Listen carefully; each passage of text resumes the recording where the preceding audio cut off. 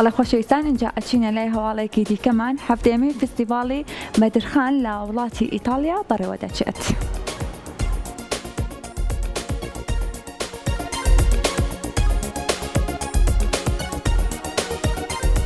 ئامادەکاریەکان بۆ سازدانی هەفتەیەمینی فستیڤاڵی نێودەوڵەتی بەدرخان بە ناونیشانی شەریف پاشای خەندان پێشەنگی دیبلۆماسی کورد کە بڕیارە لە ئۆکتۆبەری 2025 لە شاری کەتەنجاڕۆی ئیتالیا دەستی پێکرد.